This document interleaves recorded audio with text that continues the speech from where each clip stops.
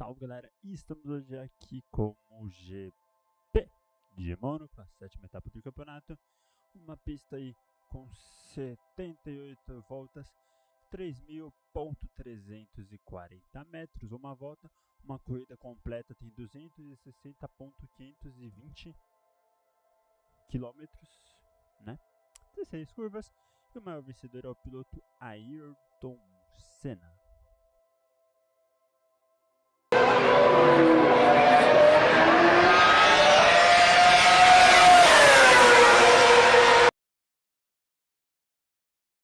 Hi, I'm Thiago Monteiro, Formula One driver for Midland F1 Racing, and I'm going to take you for a lap on this amazing Monaco track.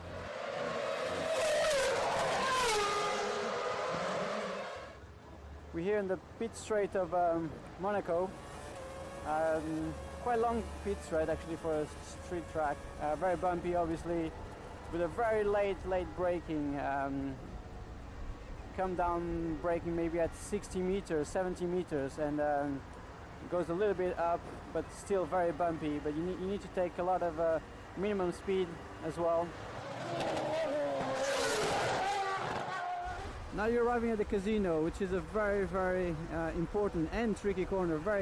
One of the fastest corners actually. Come here on top of this hill, and you have to slow down, but keep a lot of minimum speed again. So completely blind, you don't see anything, very bumpy, very slippery, fourth gear corner here, and you have to maintain this speed all the way and try to be as inside as you can, but again, very careful with your rear, because you can easily lose it. Just one gear shift down, third gear for the right-hander of the casino. Again, bumpy, you take a lot of the inside curb, and this exit, you need to power the car down very early on the way down to Mirabeau. Very difficult braking because a lot of downhill, as you can see, so it's difficult to get the car stopped, and then you got to come really inside as much as you can, so you keep the grip inside. There's no grip outside at all. Power down early again, first gear up to second gear, and down to first again for the slowest corner of the track, with obviously a lot of locking. If you get it wrong at the beginning, you might not come out of it, so you got to be really careful with the way you come out here. Power early again, very important on this track. Second gear, a lot of curb here, you really have to go a lot on the curb. It's bumpy here on the way down. Very famous and important part of the track, the tunnel. Doesn't look like it, but I can tell it's very frightening when you're in it for the first few laps. There's a big change of light obviously when you come out, and a lot of vibrations with the bumps. And the braking for this chicane, very late braking, maybe 100 meters, very unstable because you have a little downhill. But again, you need to gain that time, so late braking, very unstable car, and very slow first chicane in first gear. Bumpy curbs here, very bad for your car, very bad for your head actually. Your head bangs on both sides, but you need to go on the curbs. This curb, and again, this curve here has to be used. And another very high speed portion. You put up fifth gear, and you gotta anticipate your corner to really go on this curb and the outside curb. We're talking 200 plus kilometers an hour. Very high speed with lots of bumps on the way out. Up to fourth gear for La Rascasse. Tricky braking really, because you're braking and turning at the same time. You always have front locks here all the time. So you again, then power very early, lots of understeering, then oversteering here. Still very important to keep the momentum. A little bit up the hill, you stay in first gear, just lift a little bit, not even braking here, and aim for the apex as soon as you can. Very important acceleration, because like I said, it's the straight line, it's a long one, and the time, you know, on all the small corners, you make a lot of difference in time. So here we are. We've just done a lap of this tricky but amazing racetrack of Monaco.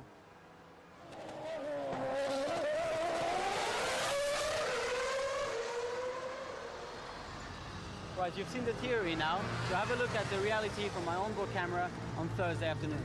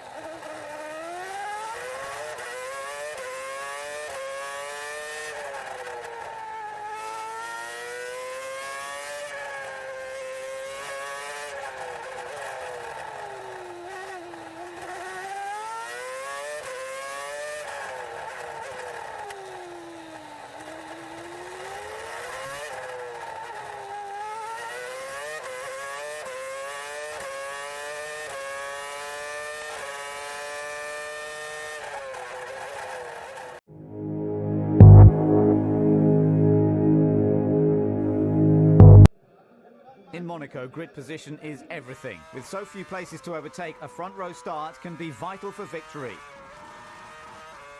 The seconds count down, and provisional pole sitter Michael is on his final run.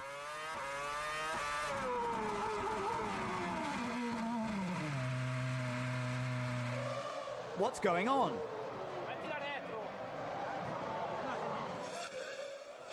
Well, whatever it is, the waved yellow flags ensure Alonso has no chance of setting pole position. Michael gestures angrily, but it's too late now. The session is over.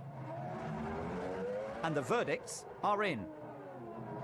I don't think it's fair. It's not fair at all against the drivers and against all Formula One people. We know he's got a lot of tricks. But whether this one today was real, we'll probably only find out when he's 70, when he's had a glass of red every now and again. Having seen the slow motion of the car and its motion as it was going in and in the middle and at the end of Rascasse, I have to believe that he could have avoided leaving the car where it was. I just think it's cheap for the sport, you know, and somebody who's prepared to do cheap things like that should really consider if he's in the right sport, you know. Maybe he should do something. I think the time has come, he should do something else. The discussions continue long into the evening between Renault, Ferrari and the FIA. So how does Michael defend what happened in the light of a penalty?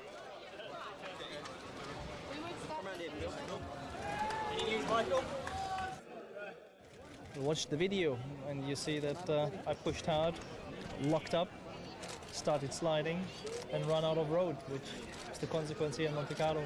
You have your enemies and you have the people that believe in you, and whoever wants to go one or the other direction, I will not be able to convince them anyway. I mean, that's what they want to think or not think, but I'm there for many years, and people should know better who I am and what I am after all these years. E após o a punição para Schumacher, Alonso fez a pole com 1.13.962, em segundo Max Weber de Williams e terceiro Kimi Raikkonen de McLaren.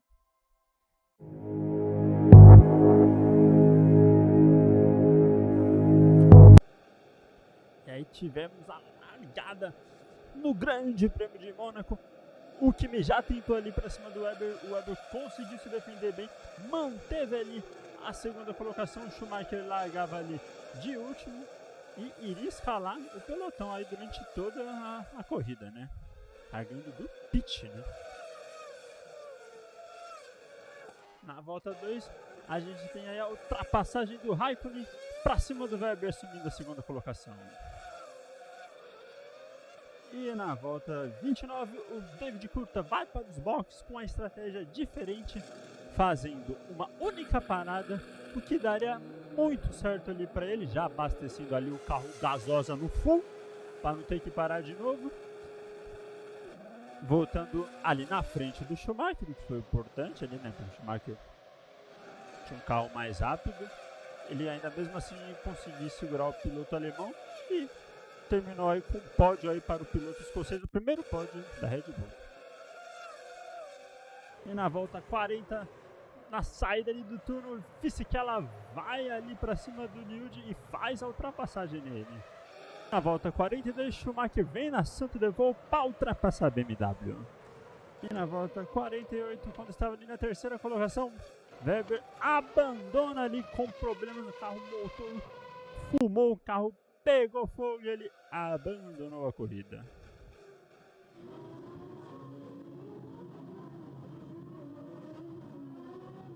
E na volta 50, né, 2 voltas depois do safety car do Weber, Raikkonen abandona ali a corrida quando estava brigando ali pela vitória ali com o Alonso, estava na cola ali do espanhol.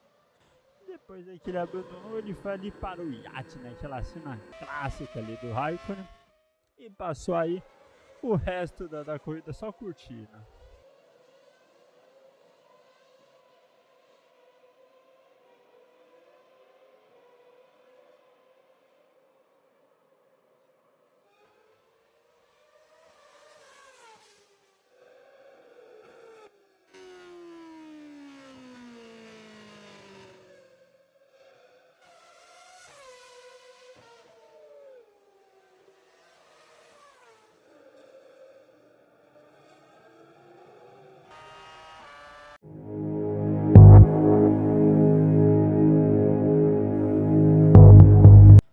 E após o término da corrida, o pódio ficou com Alonso disparando no campeonato em primeiro, Montoya em segundo e David Coulthard em terceiro.